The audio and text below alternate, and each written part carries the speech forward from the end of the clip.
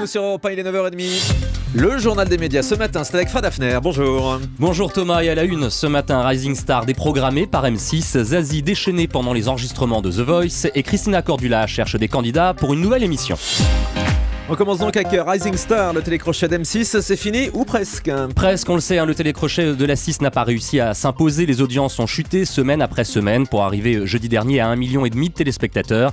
M6 en a donc tiré les conséquences en supprimant 2 émissions, celle de cette semaine sera donc la dernière, ce qui évite au passage que la finale ne soit diffusée le 27 novembre en face de la première de la saison de Nouvelle Star sur D8. Dans un communiqué, M6 reconnaît que Rising Star n'a pas rencontré son public, la formule politiquement correcte habituelle pour parler pudiquement d'un échec, mais la chaîne se félicite néanmoins du succès de son système de vote via application mobile. Un double record samedi pour France 2. 13h15 le samedi, le magazine présenté par Laurent Delahousse à la suite du JT a enregistré un record en part d'audience en rassemblant 23,6% des téléspectateurs. C'était sur les stars des années 80, j'ai regardé, c'était très bien. Exactement, et c'est peut-être pour ça d'ailleurs que ça a marché aussi. Ça rassemble beaucoup de monde, une réussite qui a du coup bénéficié au programme suivant, Mon envoyé spécial, présenté par Guylaine Chenu et Françoise Joly. L'émission de reportage a réuni, elle, 11,6% des téléspectateurs, de record donc pour la saison. The Voice, bientôt de retour pour la saison 4. Et les tournages ont débuté samedi avec Jennifer, Mika, Florent Pagny et Zazie, la petite nouvelle de la saison. Zazie qui a été accueillie au son d'un de ses tubes, Rue de la Paix, chanté par les 3 autres coachs d'après le Parisien de ce matin. Le quotidien qui a pu assister à cet enregistrement a trouvé Zazie déchaînée pour convaincre les candidats de la choisir. La chanteuse s'est allongée sur le plateau à côté d'un candidat. Elle a demandé des leçons de technique à un autre. Bref, on a hâte de voir ça. Ce sera début 2015 sur TF1. L'animateur Coé revient en prime sur Énergie 12. Et oui, il était invité de Daphné Burki dans le Tube ce week-end sur Canal+. Il est revenu sur les audiences décevantes de sa quotidienne Chérie, t'es le meilleur et en a profité pour annoncer la mise à l'antenne d'un nouveau programme adapté d'un format américain. Écoutez-le.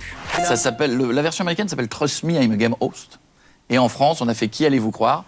Et chaque mois, parce qu'on va en faire en mensuel, ou peut-être un peu moins, une star vient avec moi co-présenter le jeu. Chacun donne une affirmation, une seule est vraie. Et ce sont d'autres stars qui viennent jouer pour des associations. D'accord. C'est une sorte de Qui veut gagner des millions, mais en version complètement destroy. Et on a fait Kev Adams et moi. Il y a Bigard et moi, Titoff et moi, Fabrice Eboué et moi.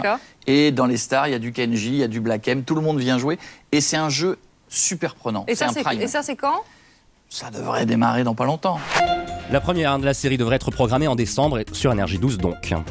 Arthur se fout de la polémique sur son exil fiscal, ce sont ses mots. Ce sont ses mots, l'animateur-producteur avait été épinglé il y a quelques mois par l'ancienne ministre de la Culture Aurélie Filippetti qui lui reprochait de donner un mauvais exemple à la jeunesse. Il a réagi dans une interview à Téléstar en déclarant donc qu'il s'en fout avant d'ajouter que cette affaire est selon lui déplacée et pathétique. Après l'affaire de Cash Investigation la semaine dernière, le mea culpa d'un patron mis en cause, le patron de Weiwei.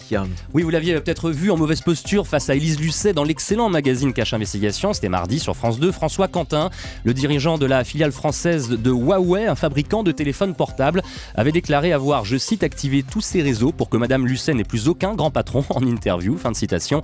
La tension est visiblement retombée puisqu'il est revenu sur ses propos samedi via son compte Twitter. Je n'ai pas l'intention de porter atteinte à la réputation de l'équipe de Cash Investigation et regrette sincèrement ses propos mal exprimés. Christina Cordula sur M6 ne manque pas d'idées. C'est d'ailleurs ce que met en avant M6 dans un appel à candidature pour une nouvelle émission, un programme qui ne devrait pas être consacré à la mode, mais dont le but serait de faire une surprise à quelqu'un, rendre hommage à des proches, voire carrément annoncer une bonne nouvelle. Mathieu Delormeau va faire Wouf sur Énergie 12. L'animateur vedette d'Énergie 12 doit tourner la semaine prochaine en Belgique une nouvelle émission de divertissement avec des chiens, ça le changera des bimbos de la télé-réalité. Ou pas, le programme qui s'appelle Wouf sera donc un concours de chiens. Les animaux seront jugés par un vétérinaire et un dresseur suite à différentes épreuves. Notre concert RMC mis en demeure par le CSA ce week-end. Le Conseil supérieur de l'audiovisuel qui est intervenu suite à une plainte de TF1 furieuse que RMC ait repris son signal et diffusé en direct 12 minutes du 20h de Gilles Boulot le 13 mai dernier, au moment où Didier Deschamps annonçait en exclusivité sur la une la composition de l'équipe de France pour la Coupe du Monde de football au Brésil. Le CSA souligne que RMC a manqué à l'impératif d'honnêteté à l'information, mais la radio n'écope cependant d'aucune sanction financière.